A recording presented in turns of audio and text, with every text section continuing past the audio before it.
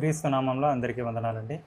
ఈరోజు మనం నేర్చుకోబోయేటువంటి అంశం ఏంటంటే, దేవునికి స్తుతులు చెల్లించాలా? చెల్లించకూడదా? దేవునికి స్తుతులు చేయాలా? చేయకూడదా? చేయాలనుకుంటే ఎందుని బట్టి చేయాలి? లేదా దేనిని బట్టి చేయాలి? అనే విషయాన్ని మనం నేర్చుకుందాం. అయితే క్రైస్తవులుగా పిలువబడుతున్నటువంటి మనకు బైబిల్ ఏమని బోధిస్తుందంటే, దేవునికి స్తుతులు చేయాలని, దేవునికి స్తుతులు చెల్లించాలని బైబిల్ మనకి సెలవిస్తుంది. ఓకేనండి. మొదటగా దావీదు రాసిన కీర్తన 33వ అధ్యాయం మొదటి వచనం. 33వ అధ్యాయం మొదటి వచనం, దేవునికి స్తుతులు చెల్లించమని వాక్యం చెబుతుంది.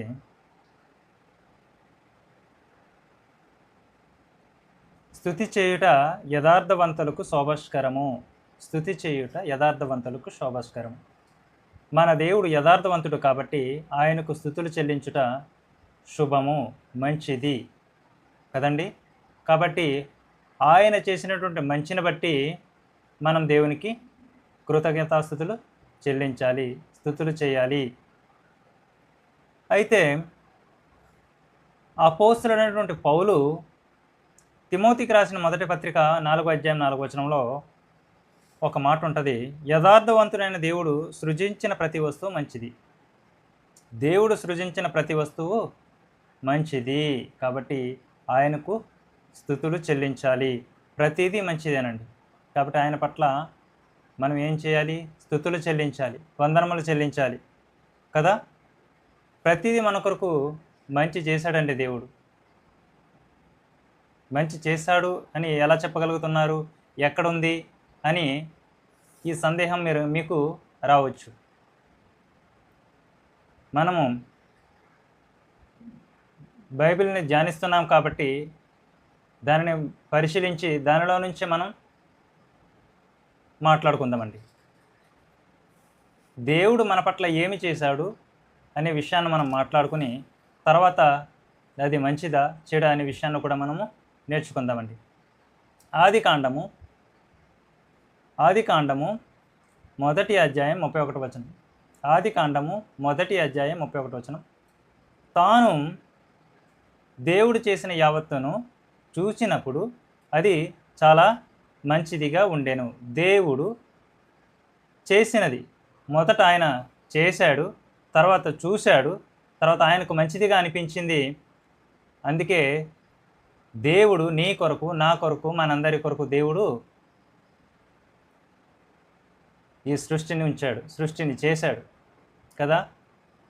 సృష్టిలో ఉన్నటువంటి ప్రతిదీ, జంతువులు, పక్షులు, చేపలు, పండ్లు, తర్వాత భూమి, సూర్యుడని, చంద్రుడని, నక్షత్రాలని ప్రతిదీ అనుభవిస్తున్నావుగా, అది దేవుడు చేసింది కాదా? దేవుడే చేశాడు. దేవుడు ఎందుకు చేశాడో తెలుసా? భూమి మీదకి నువ్వు వస్తావని,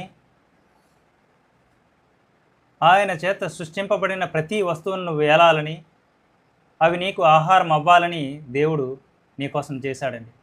అయినప్పటికీ కూడా ఆయన ఎడల కృతజ్ఞత లేకుండా, విధేయత లేకుండా అవిధేయతగా బ్రతుకుతున్నావు కదా. అయితే మొదటి అధ్యాయం 28వ వచనం నుంచి 30వ వచనం నుంచి మనం చదువుదాం.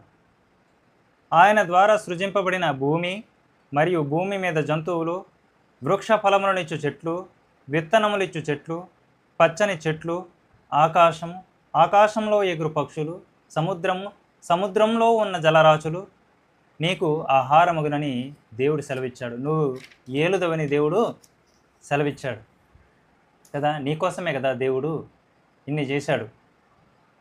ఇన్ని మేలులు చేసినప్పుడు కూడా దేవునికి కృతజ్ఞత లేకుండా బ్రతుకుతున్నాం కదండి. అయితే మేలు చేస్తేనే దేవునికి స్తుతులు చెల్లించాలా, కృతజ్ఞత స్తుతులు చెల్లించాలా అని అనుకోవచ్చు. ఒకవేళ ఆయన ద్వారా లేదా మన ద్వారానా కూడా కీడు జరిగితే దేవునికి స్తుతించొద్దా?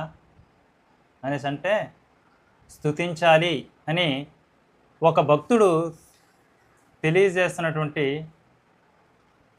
సత్యం ఏంటంటే,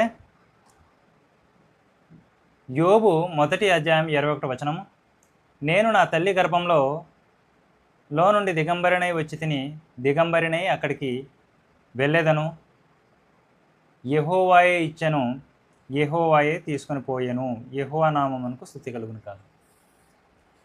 యోబు భక్తుడు యథార్థవంతుడు కాబట్టి ఆయనకున్నటువంటి యొక్క దేహము, సంపద, ఆస్తి, సుఖము, సౌఖ్యమంతా దేవుడిచ్చాడు. నేను తల్లి గర్భంలో వచ్చేటప్పుడు నేను ఏమీ తీసుకొని రాలేదు, కాబట్టి నేను చనిపోయేటప్పుడు కూడా మరలా ఈ విధంగానే దిగంబరిగానే తిరిగి వెళ్ళిపోవలసి ఉంటుంది. కాబట్టి దేవుడు నాకు ఇచ్చినటువంటి సౌఖ్యమని బట్టి, సుఖమును బట్టి ఆయన ఇచ్చాడు, ఆయనే తీసుకొని పోవును, కాబట్టి ఆయనకు స్తుతి కలుగును గాక అని ఎంత యథార్థంగా, ఎంత కమిట్మెంట్తో, ఎంత నిబద్ధతతో చెప్పాడు కదండి. మనం అలా చెప్పగలమా? చెప్పలేం. మనమేదో దేవుడిచ్చినటువంటి ఆస్తిని వెనకేసుకున్న తర్వాత కొంత మనం పోగొట్టుకున్నా, లేదా ఏదో ఒక రూపంలో పోయిన తర్వాత చివరికి దేవుణ్ణే నిందిస్తుంటాం, దేవుణ్ణే దూషిస్తుంటాం. దేవుడు అనేవాడు ఉంటే నా ఆస్తి పోయుండేదా, నా ధనం పోయుండేదా, నాకు ఇలా జరుగుండేదా అని దేవుణ్ణే దూషించేటువంటి పరిస్థితి. కానీ దేవుడు నీకు ఇచ్చినటువంటి ప్రతిదీ అనుభవిస్తున్నావు కదా, ఆ కృతజ్ఞత కూడా లేకుండా బ్రతుకుతున్నావా? ఒకసారి ఆలోచించుకో బాబు, సోదరా, ఒకసారి ఆలోచించుకో. అయితే దావీదు కీర్తనకారుడు కీర్తన రాసిన 103:2 ఆయన చేసిన ఉపకారములన్నిటినీ దేనిని మరుకము కదా, నీకు ఏమి చేసినను, మేలైనను కీడైనను ఆయనే అని మనకు వాక్యం చెలవిస్తుంది. ఏంటి? పౌలు తెస్సలోనిక సంఘానికి రాసినటువంటి పత్రిక 5వ అధ్యాయం, మొదటి పత్రిక 5వ అధ్యాయం 16 ప్రతి విషయమునందు దేవునికి కృతజ్ఞతాస్తుతులు చెల్లించుడి. అంటే మనకి మేలు జరిగిన, కీడు జరిగిన, సంతోషమైన, బాధ అయిన, శ్రమ అయిన, ఆనందమైన కదండి, కలిమైన, లేమైన ప్రతి విషయాన్ని బట్టి మనం దేవునికి కృతజ్ఞతాస్తుతులు చెల్లించాలి. ఎందుని బట్టి చెల్లించాలంటే, దేవుడు నీకు మంచి ఆయుష్ని ఇచ్చాడు, అందరిని బట్టి దేవునికి స్తోత్రం చెల్లించాలి. నువ్వు భూమి మీద బ్రతుకుతున్నావే, నీకు కావలసినటువంటి, నీ శరీరానికి కావలసిన శక్తి ఆయన ఇచ్చినటువంటి జంతువుల ద్వారా నీకు ఆహారంగా శక్తి దొరుకుతుంది నీ శరీరానికి, దానిని బట్టి నీకు స్తోత్రం. తర్వాత సూర్యుని ద్వారా వేడి, వెలుతురు ద్వారా వచ్చేటువంటి వేడి ద్వారా వచ్చేటువంటి దొరికేటువంటి విటమిన్ డి, తర్వాత వర్షం, పండ్లు, జంతువులు, వృక్షాలు, అన్నపానములు అనుభవిస్తున్నావు, అందుని బట్టి స్తోత్రం.